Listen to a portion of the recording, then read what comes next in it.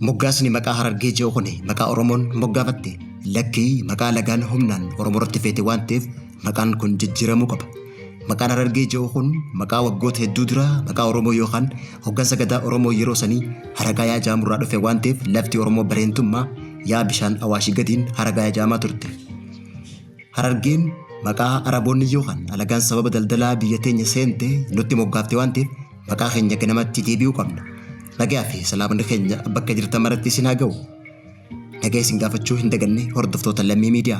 Dhiyeenya kana wal falmii moggaasa maqaa lafaa keessattuu kan Harargee jiru namoota muraasaan kaafamullee adeemsa keessa dubbiin tun namoota hedduutti gaafii ta'uudhaan gareettillee shakkii fiddeeti jirti. Wal falmiin moggaasa maqaa Harargee kun qorannoo bal'aan wanti ifatti beekame jiraatuu baatullee hayyoonni dubbiftoonni fi hawaasni bifa afoolaatiin akka garagaraatti himaa aseeguudhaan dhumarratti garee maqaa kanaan falmituu fi garee maqaa kana falmituun jidduutti wal mormiin gama miidiyaa hawaasaa garagaraatiin babal'achaa dhufeet jira. Nutilleen moggaasa maqaa Harargee jiru irratti yaada namoota hedduu dubbifne keessaa ammaaf kanneen ragaa dubbisa isaanii himan barruu moggaasa maqaa Harargee irratti barroo itti qabannee dhiyaanneeti jirra. Hanga dhuma sagantaa teenyaatti nu hordofan afeerra teenya.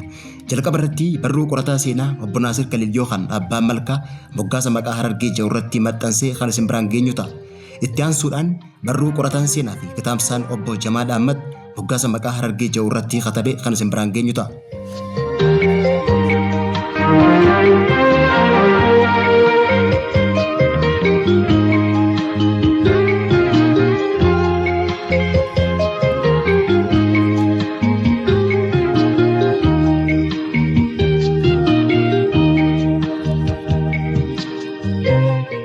Obbo Naasir Kaliil moggaasa maqaa Harargee jiru irratti barruu katabeen biitii amma Harargee jedhamtu tun duraan onni afran qalloo fugug onni anniyyaa diida anniyyaa onni ituu carcar kan turanii fi seenaa ona afran qallootii fi anniyyaatiin Harargee ba'ammatan akka taatee muudhaan Harar maqaan jiru kun bara 1616 kaasee hanga bara 1875 dhufaatii Turkoo Ijibshaanitti maquma magaalaa moggaasa maqaa Harargee jiru qofaan akka turte ibse. Gaafa humnoonni Turkoo Ijibshaan magaalaa to'annoo isaanii jala galfatan sultaanni Hararii kan Oromoo afran qalloo ala wajjin hariiroo bareedaa fi heera gosaa qabu Abbaan Amir Abdullaahi Muhammad Ali ajjeesanii caammaan hor dabalatee hayyoota hedduu erga fixaniin booda Fogugii fi Diida Anniyyaa to'achuu hime. Erga Harargee ba'aa Fogugii fi Diida Anniyyaa dhuunfatan waajibir malee yeroo duraatiif Harar maqaa jiru kan itti moggaasan ta'uu ibse. Bara 1875 irraa hanga bara 1884tti warri Turkoo Ijibshaan maqaa Harar jiru kanaan Fugug afran qalloo fi Diida Anniyyaa waggoota 10 bulchaa turuu deeme.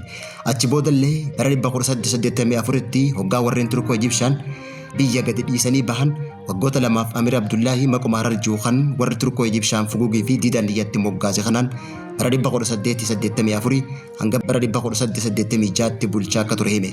Itti dabaluudhaan bara 1886 lola calanqoo fi bara 1887 caba magaalaa Harar booda Harargee ba'aa amma Fugugii fi Diida Anniyyaa durii tan turte irratti Harar Awraajaa maqaa jiru itti dabaluudhaan bara 1890 hanga bara 1943 hundeeffama Xaqlaay Gizaat Harargee Awraajaa maqaa jiruun Fugug ona afran qallootii fi Diida Anniyyaa bulchaa turuu deeme. Hoggaanii fi ammoo gama carcar kana dhufnu obbo Naasir Kaliil akka ibsetti onni ituu akkuma ona afran qalloo fi ona anniyyaa maqaa Oromtichaa qabaachaa turuu hime. Inninis maqaa ona ituu carcar jedhamuun yaamamaa akka ture ibse. Eegasii ammoo Adeerri Minilik Raas Dargeen gaafa Arsii injifatu teessoo isaa magaalaa Galamsoo godhatee carcar qunnee ol fudhatee bara 1884 hanga bara 1885 bulchaa turullee maqaa carcar jiru akka hin jijjiirin ibse. Waxabajjii bara 1885 keessa lola dhumaa mucee amma mucee afaan gaggeessaniin erga ituun hirnatti cabxee hanga bara 1890tti maquma carcar jiruun itti fufuu deeme. Bara 1890 hanga bara 1943 hundeeffama Xaqlaay Gizaatii waggaa 55 guutuu Baalee fi carcar maqaa jiru kanaan bulchaa turuu deemeeti jira. Yeroo kana hunda Hararis ta'e Harargee maqaan jiru gara carcar dhufee kan hin beekne ta'uu obbo Naasir Kaliil barruu isaa keessatti ibseeti jira. Ittuma fufuudhaan obbo Naasir Kaliil yookaan Abbaan Malkaa hundeeffama Harargee Xaqlaay Gizaat wajjin wal qabsiisee akka ibsetti bulchiinsi carcar kan bara 1890 hanga bara 1943 waggaa 53 godina amma Baalee jedhamu dabalatee Awraajaa jedhamuun bulaa turte diiganii carcar Awraajaa fi Baalee fi carcar jechuudhaan addaan baasuu barruu isaa keessatti himeeti jira. Harara Uraajan fugugii fi diida anniyyaa Ogaadeen ta'uun bulaa kan turte yoggaa ta'u yeroo duraatiif bulchisa tokko jala galchuudhaan bara 1943 hanga bara 1974tti maqaa Harargee Xaqlaa Gizaat jedhuun bulchaa turuu himeeti jira. Kunis mootummaa Haile Sillaasee dura moggaasni maqaa Harargee ammaa kun akka lafan qabatiin kan agarsiisu ta'uu obbo Naasir Kaliil himeeti jira.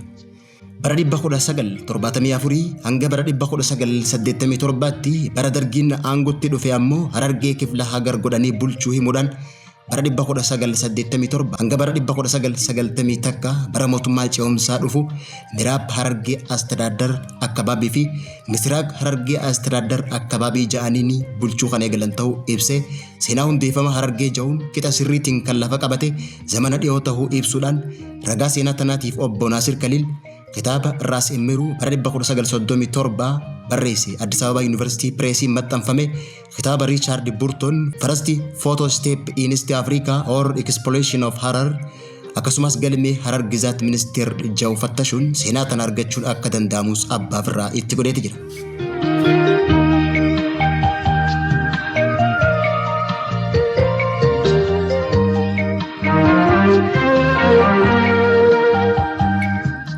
Gama biraatiin moggaasni maqaa Harargee jedhu kun moggaasa maqaa Oromoo irraa dhufuu kana qorataan seenaa fi kitaabsaan obbo Jamaal Ahmad barruu amajjii 22 bara 2026 katabeen hoggaa ibsu lafti baatuun laga Awaashii gadeen Haragayaa jechuun beekamti. Akkasumas naannoo bulchiinsa Islaamaa Haragayaa Ashanti Musliim Isteet ta'uu kan beekamtu ta'uu kaasuudhaan lafti bahaa Awaashii gadeen Haragayaa Islaam Isteet turte tun lafa amma Harargee taate tana ta'uu ibseeti jira. Kana malees barreessitootaa fi qorattoonni kun Haragayaan gosa Harallaa the people of Haragaya sub-clan of Haralla people jechuun Haragayaan Harallaa ta'uu lafa kaanii jiraachuu obbo Jamaal Ahmad waan dubbisirraa lafa kaayeeti jira. Gama biraatiin ammoo garaaddan Oromoo Haragayaan akka naannawa kana bulchaa turan himuudhaan Haragayaan Harallaa ta'uu ibsanii garaaddan Oromoo Haragaa jechuu hoggaa Oromummaa itti dabalan Harallaan Oromoo ta'uu mamii takka malee namaaf mirkaneessan jechuudhaan katabe. Ittuma dabalee gama maqaa moggaasa Harargee jedhutti yeroo ceenu moggaasni maqaa kana laga irraa kan dhufe ta'uudha ibse. Obbo Jamaal Ahmad barruu isaa keessatti barreessitoota jechuudhaan haawaa biffatu malee barreessitoota kanneen jalqaba irratti maqaa isaanii hin eerre. Haa ta'utii ammoo dhumarratti madda ragaa isaa kitaabilee dubbisee himeeti jira. Ittuma fufuudhaan moggaasni maqaa Harargee kun kan Haragaa irraa dhufe ta'uu isaa himuudhaan maqaan kun maqaa Oromoota Haragayaatu Harargeetti jijjiirame jechuudhaan Haragayaatu Harargeetti jijjiirame malee maqaan Harayni alagaan nuuf moggaafte kan hin jirre ta'uu ibseeti jira. Maqaan Harargee jedhu kun maqaa Oromoo Haragaa irraa dhufe kan jedhu obbo Jamaal Ahmad maqaan Harargee kun maqaa gosa takkaa qofa osoo hin taane Oromoo laga Awaashii gadiin jiraattu hunda kan bakka bu'e ta'uu ibseeti jira.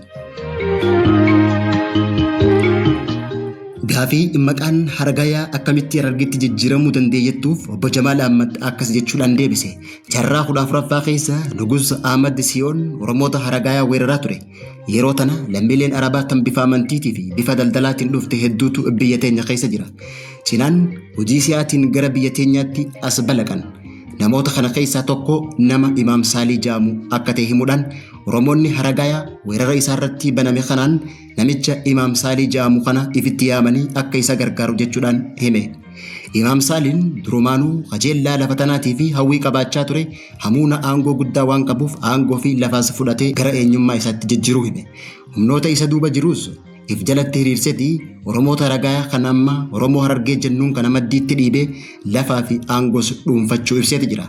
Achi boodaas lafaa fi uummanni maqaa Haragayaatiin yaamamus Harargeetti jijjiiramuun Imaam Saalii boodaan ta'uu obbo Jamaal Ahmad ibse.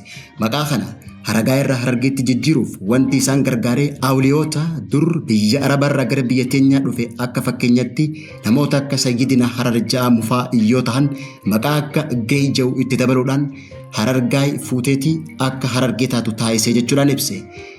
Gaafa jalqaba lafti tun maqaa Harargee jedhamuun moggaafamtullee Oromoonni gaafasii Harargaayaa jechuun akka yaamaa turanis obbo Jamaal Ahmad ibsuudhaan dhawaata keessa garaadonni xixiqqoon maqaa Harargaayaa kanarraa achi qabanii maqaa Harargee jedhu akka itti moggaasanii fi Oromoonni Awaashii gadii Oromoota Harargaayii ta'uu himeeti jira.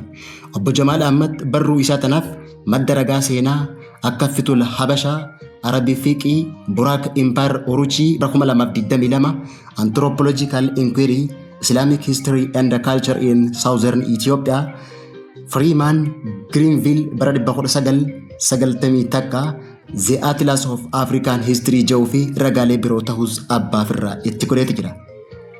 Kabajamtoota daawwattoota hordoftoota lammii miidiyaa odeeffannoo teenya dhiyeenya kanaatiin dhimma moggaasa maqaa Harargee jedhu irratti hayyoonnii fi akkasumas namoonni kallattii garaagaraatiin kan ibsan hoggaa ta'u barruu namoonni kitaabilee dubbisan waabeeffachuun maxxansan kan isin biraan geenye kanan gammaatti hordofaa turtanii turtii gaarii.